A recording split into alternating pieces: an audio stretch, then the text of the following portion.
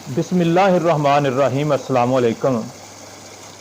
जदों अल्लाह अगे दुआ करो तो दुआ ये करनी चाहिए भी या अल्लाह जिहड़ा तू सानू रिजक दिता है इहदे विच बरकत डाल दे।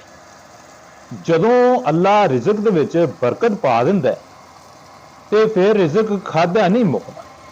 जिन्ना मर्जी इस्तेमाल कीती जाओ, नेक कम्मां दे उत्ते लाई जाओ, अपने रिश्तेदारां नूं तकसीम कीती जाओ ते बरकत वाला रिजक खत्म नहीं होंदा।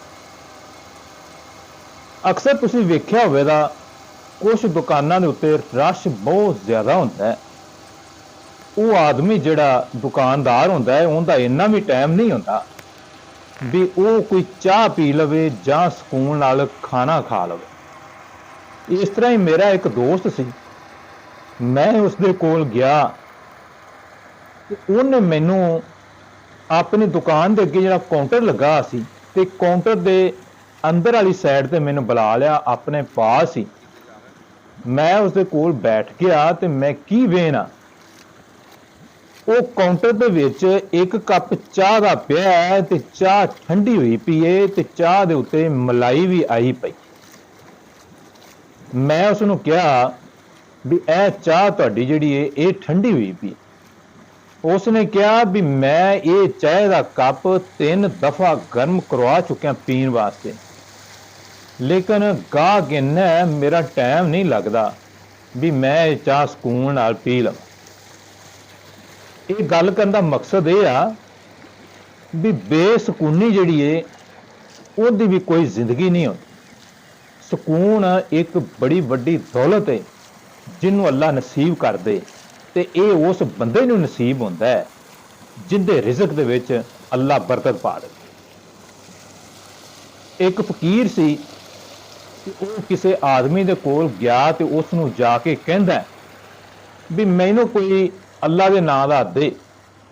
उसने उहनूं दिता कुछ ना ते उहनूं कहा भी चलो चलो अगे चलो, तुहाडा काम ही ये आ। फकीर चला गया ते जांदा जांदा उसने एक दुआ कीती। उन्हें हा जा अल्लाह तैनूं बहुता दे। वो चला गया। वो जिहड़ा आदमी सी जिन्हें फकीर नूं दिता कुछ नहीं सी, उहदे कोल बैलां दी एक जोग सी। जो फकीर चला गया तो ऐसा ऐसा उहदा रिस्क जिहड़ा सी ना वो वधना शुरू हो गया। 6 महीने बाद उस फकीर ने फिर फेरा मारिया तो बैलां दीयां जिहड़ियां जोगां सी वो 2 होईयां पईयां।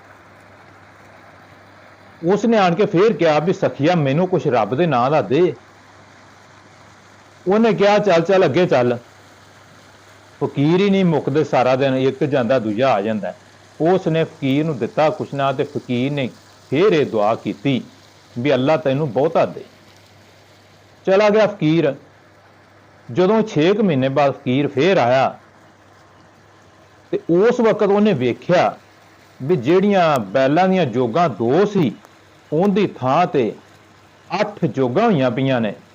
माल डंगर बहुत ज्यादा होया पिया है ते जिहड़ा वो आदमी बजाते खुद सी उसने अपनी शलवार जिहड़ी उच्ची करके टंगी गोडियां तक ते मोढे उत्ते कई रखी है।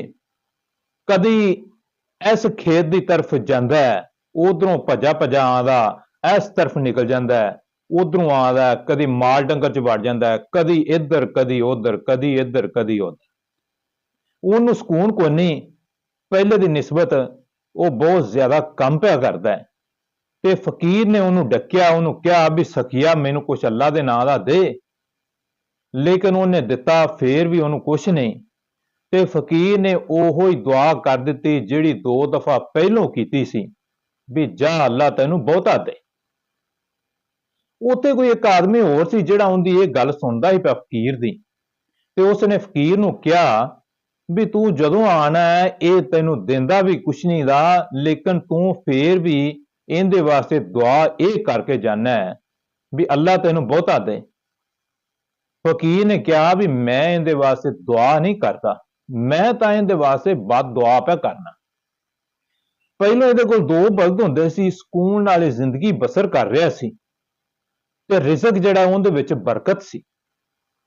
लेकिन जदों इन्हें कोई सदका खैरात नहीं कीता ते मैं दुआ ये कीती है भी जा अल्लाह तैनू बहुता दे भी घने माल डंगर हो जान दे, घनियां पैलियां हो जानियां, खेत घने हो जान दे, कम ज्यादा करना पैदा, सुबह शाम जिहड़ा इहनू भजना पैदा, रात नू इत्थे ही इहनू राखियां करनियां पैंदियां ते अपना सकून जिहड़ा ना वो बर्बाद कर लैदा। कुछ बर्बाद हो गया है ते अल्लाह इहनू होर दे दे ते बाकी सकून भी इहदा बर्बाद हो जाएगा। ਜਦੋਂ ਬੰਦੇ ਨੇ ਫੌਤ ਹੋਣਾ ਤੇ ਸਾਰਾ ਕੁਝ ਇੱਥੇ ਹੀ ਛੱਡ ਜਾਣਾ ਤੇ ਹਰ ਵਕਤ ਬਰਕਤ ਦੀ ਦੁਆ ਕਰਨੀ ਹੈ ਵੀ ਅੱਲਾ ਜਿਹੜਾ ਕੋਈ ਤੂੰ ਸਾਨੂੰ ਦਿੱਤਾ ਹੈ ਉਹਦੇ ਵਿੱਚ ਬਰਕਤ ਪਾ ਦੇ। ਅੱਲਾ ਮਗਫਿਰ ਲੀ ਜ਼ੰਬੀ व वसी ली फी दारी व बारिक ली फी रिज़की। ਇਹ ਦੁਆ ਪੜ੍ਹਦੇ ਰਿਹਾ ਕਰੋ, ਇਨਸ਼ਾਅੱਲਾ ਅੱਲਾ ਥੋੜੇ ਰਿਜ਼ਕ ਦੇ ਵਿੱਚ ਵੀ ਬਰਕਤ ਪਾ ਦੇਗਾ। ਲੇਕਿਨ ਐਸੇ ਰਿਜ਼ਕ ਤੋਂ ਅੱਲਾ ਦੀ ਪਨਾਹ ਮੰਗੋ ਵੀ ਜਿੰਦੇ ਵਿੱਚ ਬਰਕਤ ਕੋ ਨਾ। अस्सलामु अलैकुम व रहमतुल्लाह।